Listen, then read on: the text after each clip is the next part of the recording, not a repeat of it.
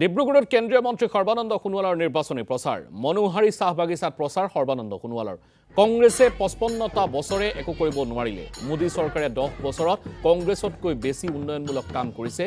আৰু দুৰ্নীতি ভ্ৰষ্টাচাৰেৰে কংগ্ৰেছে লুণ্ঠন চলাইছিল সেয়ে ৰাইজে কংগ্ৰেছক প্ৰত্যাখ্যান কৰিছে এই মন্তব্যৰে কংগ্ৰেছক ক্ষুধাৰ সমালোচনা সৰ্বানন্দ সোণোৱালৰ কেন্দ্ৰীয় মন্ত্ৰীগৰাকীৰ সৈতে প্ৰচাৰ সভাত অংশগ্ৰহণ কৰিলে বিধায়ক প্ৰশান্ত ফুকনে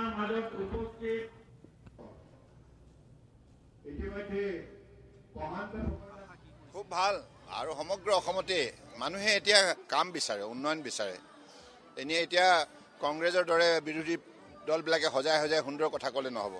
তেখেতলোকে সুযোগ পায়ো কাম কৰিব নোৱাৰিলে আজি আমাৰ 10 বছৰ ভিতৰতে মোদী ডাঙৰীয়াই যিটো পৰিৱৰ্তন আনিলে প্ৰতিজন মানুহৰ জীৱনলৈ প্ৰতিটো পৰিয়ালৰ জীৱনলৈ যিটো উন্নয়নৰ বাতাবৰণ আনিলে তাৰ বাবে ৰাইজ আনন্দিত আৰু তেখেতলোকে বিশ্বাস কৰে বিজেপি থাকিলে মিত্ৰজোঁট থাকিলে আমাৰ উন্নয়ন হ'ব আৰু আমাৰ ভৱিষ্যত বংশধৰো শক্তিশালী হ'ব